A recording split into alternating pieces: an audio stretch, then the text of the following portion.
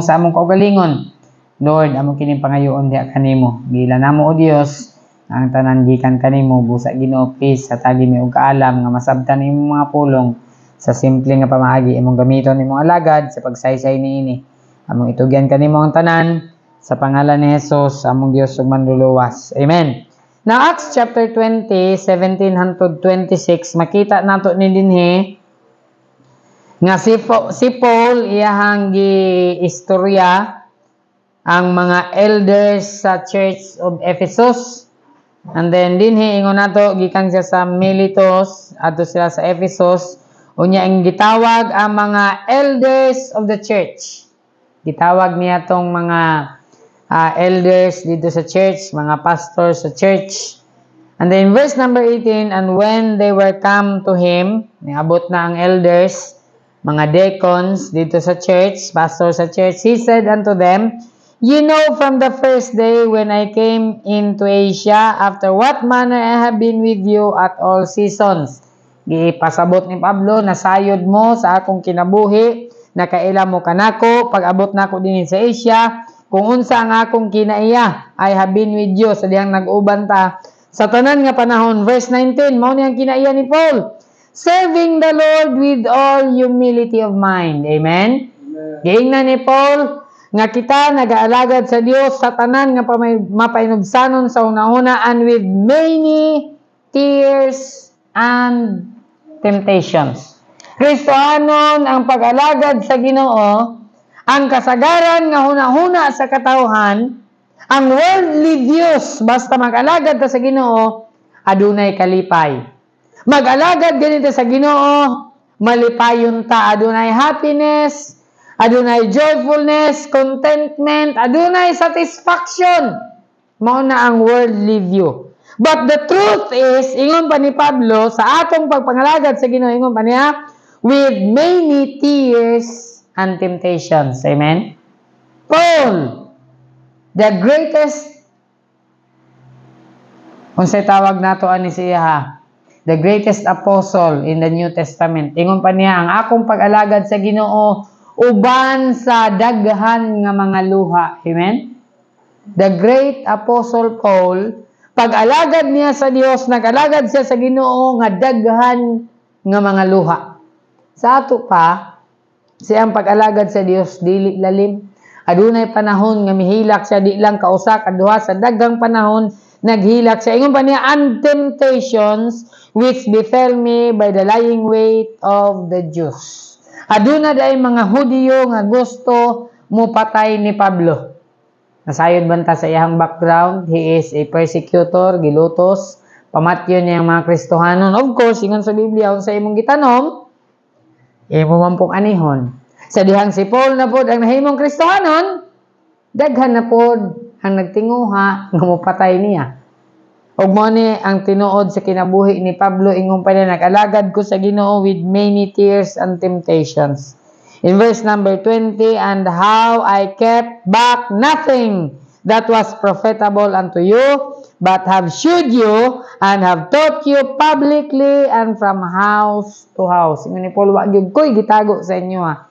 Ako yung gipakita kaninyo, nagtudlo ko publicly and from house to house, nagtudlo gyud ko sa pulong sa Ginoo. So the Jews, despite of the Jews wanting to kill Paul, the Jews could not stop him from preaching publicly and house to house. Amen?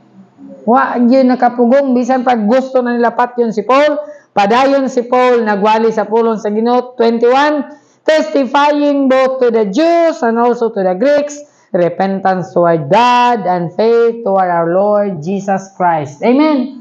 Wala gipili si Pablo, Jews, Greeks, Gentiles, gisultihan niya sa kaluwasan. In verse number 22, and now, behold, I go bound in the Spirit unto Jerusalem, not knowing the things that shall befall me there. Tanawang attitude ni Pablo. Paul, he went to Jerusalem not knowing what could happen sa iyang kinabuhi ito. He knows that he is in danger at Jerusalem. The Jews lying in wait to kill Paul at Jerusalem. Yet he went to Jerusalem, the Bible says, not knowing the things that shall befall me there, save that the Holy Ghost witnesseth in every city, saying that bonds and afflictions abide with me. Makita nato ang pag-alagad ni Paul, ingon pa niya, bonds and afflictions abide with me. Ginapos, how many times si Pablo na priso?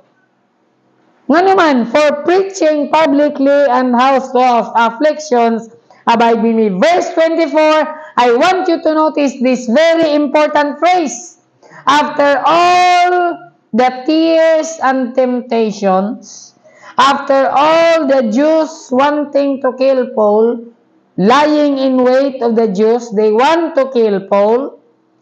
Yet in verse number 24, let's read it together. But none of these things moved me. That's the message tonight. Say it again. But none of these things moved me. Gusto nako nga ma-memorize na ninyo nga phrase.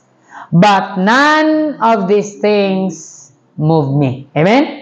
Ingon pa ni Pablo, daghan kaayong mga luha, daghan kaayong mga temptations sa akong kinabuhi, daghang mga Hudiyo nga gusto mo patay nako, apan sa gihapon, nagpabilin ako sa pagwali sa pulong sa Dios, publicly and house to house, and now he said, but none of these things moved me. Amen? Makasulti ba na? Bahalag ulan, but none of these things move me. Bahala gabi, tugnaw kayo matug simbahan, but none of these things move me. Wow. Usa ka na ka-statement sa usa ka Kristohanon na I would say nga nakaabot na sa peak of maturity. Kaya kung Kristohanon lang ka, di gyud ka makasulti ani ba? Moingon jud ko nga si Paul na-reach na niya ang peak of Christian maturity ug diha niingon siya sa iyang statement, but none of these things move me. Amen? Ingon pa ni Paul, bisan pagpatyon ko ninyo. Ingon pa ni Paul, bisan pagdaghang mga paglutos, daghang mga temptations, ingon pa niya, say it with me, but none of these things move me. Amen? Walay makatandog nako. Amen? Walay makapaatras nako. Walay makapaundang nako. Bisan unsay mahitabo, mupadayon ko. Wow. What a statement. But none of these things move me. Now, consider sa imong kinabuhi. Huna-hunaa ang imong pagkakristohanon. Unsay imong mga naagian sa diyang ikaw nag-alagad sa Dios? Aduna na bay ning katawa nimo kay nagbitbit kag Bible? Aduna na bay ning libak nimo kay ning balhin ka nagrelihiyon? Naa na bay nagbugal-bugal nimo? Muampo na day ka karon? Na ba? Nakaagi ba kaniya na? Apan kabalumon sa ingon ni Paul, bisan pag inyo kong yaga-yagaan, bisan pag inyo kong ibutang sa prisuhan, nga si Paul na priso sa Book of Acts, nga dito kauban si Silas, gipriso sila, but while na sila sa prisuhan, they sang praises. Amen? And dito sa prisuhan, naluwas ang kauban nga mga piniriso, hasta pa ang nagbantay sa prisuhan. Naluwas. Amen? You know why? But none of these things move me. Walay nakatarog ka nako. Sa akong pag-alagad sa Dios, tuod na sulod kog prisuhan, apan ang akong pagkapriso, dili nimo hinungdan nga akong biyaan ang Ginoo. Amen? What a statement. But none of these things move me. Kristohanon, nakasulti na ba ka ana? I'm sure wala pa. Ang pangutana karon, makasulti gaha ka ni ana? Tingali mo yung tauban sa grasya sa Ginoo. Kristohanon, gusto nako nga imo nang hunahunahon nga phrase ug moingon ka atubangan sa Dios. Ikaw ug ang Ginoo moingon ka sa iyang atubangan. But none of these things move me. Amen? walay makatandog nako. Kining mga butanga dili ni makatarog nako. Now let's turn to 2 Corinthians. 2 Corinthians chapter 11 verse number 22. Think about the sufferings of Apostle Paul, the sufferings that he went through, mga problema, mga kasakitan nga naagian ni Paul. Unya karon niingon siya, but none of these things moved me. Now look at 2 Corinthians 11 verse number 22. Are they Hebrews? So am I. Are they Israelites? So am I. Are they the seed of Abraham? So am I. Ingon pa ni Pablo, kung Hebrehanon mo, Hebrehanon pod ko. Kung Israelinhon mo, Israelinhon pod ko. Kung kaliwat mo ni Abraham, kaliwat pod ko ni Abraham. Are they ministers of Christ? I speak as a fool. I am more. Nag-alagad ba mo kang Kristo? Ministro ba mo ni Kristo? Mura manggani kog buang para kang Kristo. Ingon pa ni Paul, sobra pa ko nga ministro ni Kristo in labors more abundant. Amen? Naghago si Pablo para kang Ginoong Jesucristo in stripes above measure, in prisons more frequent, in deaths of. Huna-huna ang nagyan ni Pablo mga paghago, huna-huna ang mga latos nga nagyan ni Pablo tungod sa pag-alagad ni Jesucristo, huna-huna kung kapila si Pablo na priso, o huna-huna nga namatay si Pablo tungod kang Ginoong Jesucristo, samtang siya nagwali, gibato si Pablo, o namatay si Pablo, apan, ano sa statement ni Pablo? But none of these things move me. Amen? Walay nakatarog nako, walay nakatandog nako, walay nakapaundang nako pag-alagad sa Ginoo. Verse 24, of the Jews 5 times receive I 40 stripes, save one. Can you imagine 39 stripes? 39 kalatos sa iyang likod. 39 kabunal may dapat sa likod ni Pablo. Apanon sa ingon ni Paul? But none of these things move me. Amen? Kristohanon, unsa hinungdan nga mobiya ka sa Ginoo? Kaulaw ba? Unsa imong hinungdan? Unsa imong rason nga di ka na mo simba?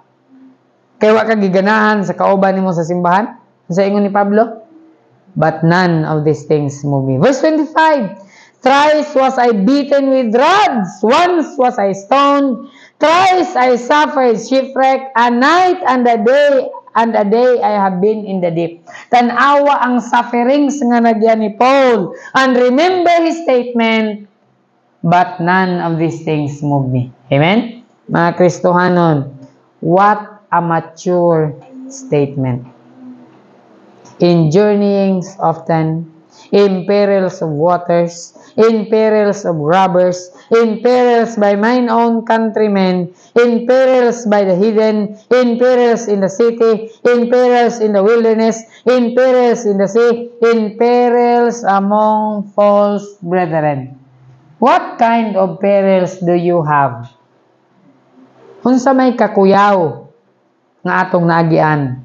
Unsa may kakuyaw nga imong gikahadlukan? Tanan nga kakuyaw nga imong gikahadlukan karon, sultihan ka nako, naagian na ni Paul. Amen? Pero unsa ingon ni Paul? But none of these things move me. Wala na katandog sa ako. Wa na nakapaundang sa ako pag-alagad sa Ginoo. Unsa may rason nga muundang ta? Unsa may rason nga mobiya ta sa pag-alagad kang Ginoong Jesucristo? Siya ang naghatag sa iyang kinabuhi alang kanato. Gihatag niya tanan. I gave it all for thee. What hast thou given for me? Ingon pa sa awit, gihatag ni Kristo ang tanan para kanimo. Ang pangutana na lang nabilin karon, unsa imong ihatag para kang Kristo? Kristohanon, ingon pa ni Paul, none of these things moved me.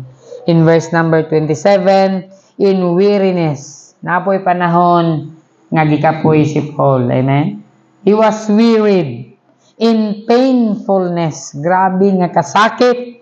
in watchings often. Adunay panahon nga walay tulog si Pablo. Nga gusto siya matulog apan di siya katulog. Insomniahon siguro si Pablo. In watchings often. I would say nakatisting naman ang panahon nga mupiyong inyong mata apan inyong hunahuna di matulog. Maghapdos na lang ang imong mata. Ingon pa ni Pablo, in watchings often. Kaya bitaw na kay hunahuna-hunaon. Mupiyong na imong mata pero imong hunahuna, sige pag hunahuna na ako study na ako. Mo sir ni hunahuna ni Pablo. Mangabig ko galag. Dapat ako siya masultihan kay basin na impyerno siya. In hunger, kaagi po si Pablo og kagutom. Kaagi po si Pablo og kauhaw. In fastings often. Wow. In cold and nakedness. Can you imagine? Pagkahubo, way sanina, wanay biste. Katugnaw, naagian na ni Pablo ang tanan. Apan sa gingon niya? But none of these things moved me. Amen? Verse 28. Beside those things that are without, ay sa gawas na, nakedness, peril, sword, sa gawas na, that which cometh upon me daily, the care of all the churches. Amen? Ning abot ng mga butanga, apan sa ingon ni Paul, ang naaragyod sa akoa nga nagaabot kanako kada adlaw ang kabalaka sa mga kasimbahanan. What a desire. What a mindset sa kinabuhi ni Paul. Ingon pa niya, ang akong care mao ang churches. Amen? Ang akong care mao ang kalag sa mga Kristohanon. What a statement. But none of these things move me. Kristohanon, I want you to think of that statement. But none of these things move me. 2 Corinthians 4.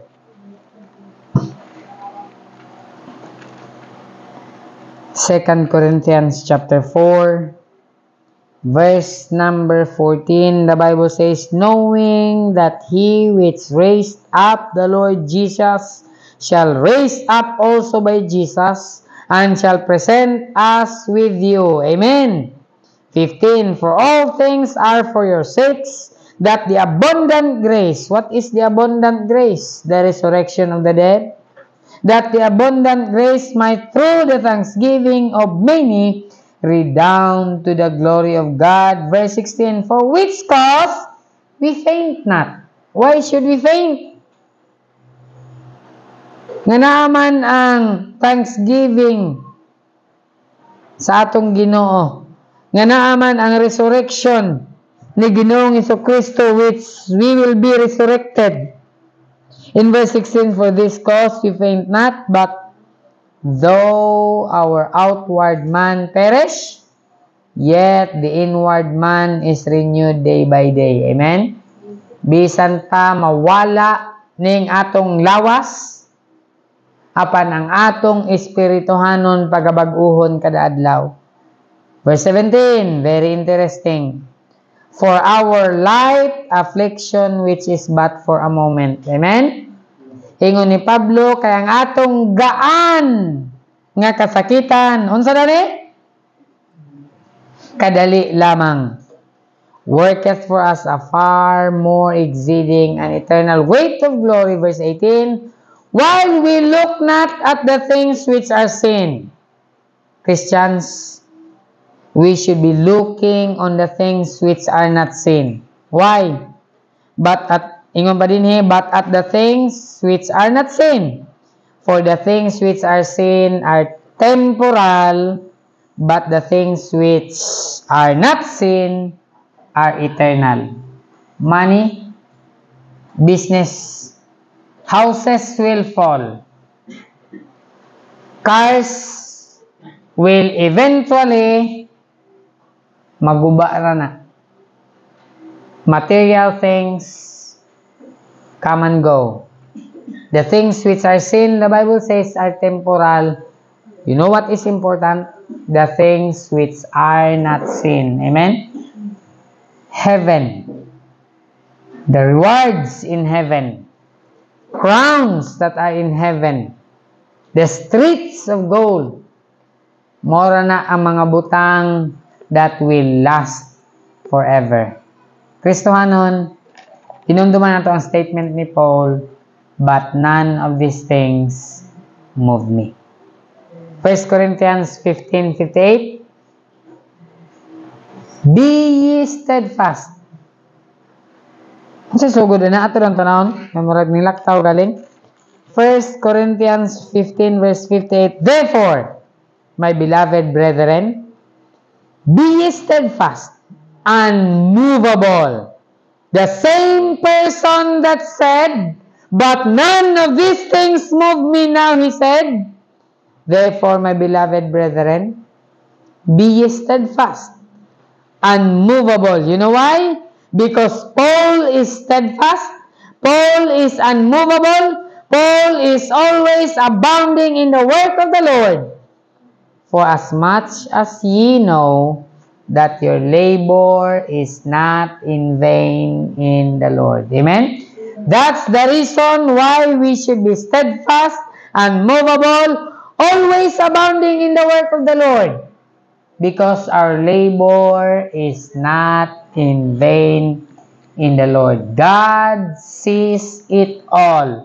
God is not unrighteous to forget your work and labor of love. Kristohanon, come what may, bisan unsay mahitabo, I wish makasulti ta sa giingon ni Paul, but none of these things move me. There was a time, I admit, nga niingon ko, kung pahawaon ko, muhawa sab ko. But now, none of these things move me. Amen? Church, bisan unsay mahitabo, magpabilin ta. Amen? Uban sa grasya, ug tabang sa Ginoo, magpabilin ta. Be steadfast, unmovable, always abounding in the work of the Lord. Madagayaon sa buluhaton sa Ginoo. So sama sa giingon ni Paul, but none of these things move me. Kanitong pagsulay, kagamay compare sa agian ni Paul. Amen? I hope na bisan unsay mahitabo sa atong kinabuhi, walay makatarog nato. Amen? Ang Ginoo ang nagbutang nato, ang Ginoo mo ay mapahawa nato. Amen? Kung pahawaon tag tao, that's another thing. Dapat Ginoo lang ang mapahawa nato din hindapita. None, but none of these things move me. May God bless His holy word. Let's pray. Ginoo, salamat sa imong mga pulong. Adunay daghang karisdanan, daghang kasakitan, daghang mga luha na agian ni Pablo, daghang mga temptations na agian ni Pablo, daghan kay Ginoo nga mga physical Ginoo nga gi-injure ni Pablo sa iyang kinabuhi. Adunay panahon nga gibato siya, naka-experience siya kamatayon, na priso siya Ginoo. Apan si Pablo miingon, our light affliction, gaan nga mga kasakitan.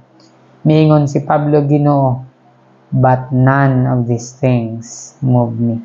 Lord, unta Ginoo mga Kristohanon, taliwala sa mga problema, kasakitan, pagsulay mo abot sa among kinabuhi, mga kalisdanan. Ginoo, tabangi mi that none of these things moved us. Pinaagi ra Ginoo sa imong tabang. Lord, among itugyan, pasalamatan ug laoman nga madawat ang tanan sa pangalan ni Jesus. Amen. Let's all stand, closing hymn, mag-aawit kita sa pagtapos. Manidog tag tanan. Page number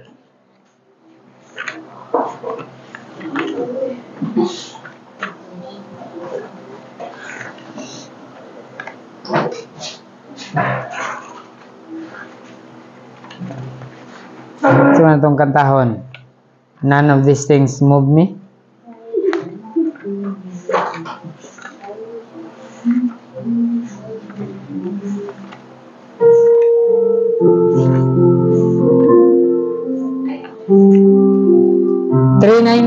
$392. 392, oh Jesus, I have promised. 1 and 3. 392. Oh, Jesus, I have promised.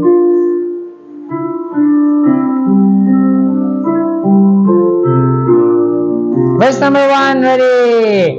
Oh, Jesus, I have promised to serve thee to the end. Be thou forever near me, my master and my friend. I shall not fear the battle.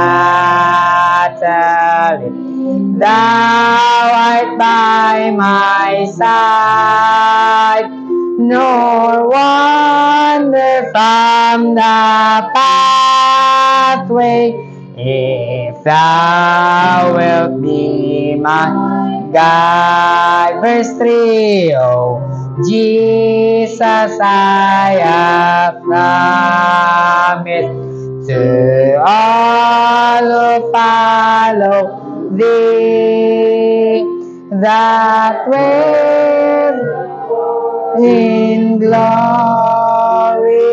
there shall thy servant be. And Jesus, I have promised to serve thee to the end. Oh, give me grace to follow my master and my friend. Amen. Ang yun ako, si Sir Jameson, sa pagtapos sa itong prayer meeting, please. Okay, mga Lord, salamat kayo, Lord, sa matagpusan, Lord, nga makiludanon ka nimo, Lord, nga Yes, Lord, ito sa safety ka muna, Lord. Thank you, Lord. Sa mo sa kaluwasan, Lord. Tukusan, Lord, salamat kayo, Lord, sa dugang kaalam yung gihatag ng lugar pastor, labi na sa Yes, oh God. pangitabo karon, Lord, nga mapanipon siya. Yes, oh Usab sa usab-usab nga tabang kaniya, Lord. Salamat kay Lord. Ining tanan, Lord, ang Panginoon salamatan sa ngalan ni Jesus. Amen. Amen. Good night. Good evening. Amen. Aduh, Isa kay ngalan mo? Mary? Kasi mong mama? Joy? Hello, ma'am. Can I have lollipop? I don't have any. She doesn't have any. Next time. My friend. Toy. Ay, please, kung saan tayo. Hermana, ¿dónde?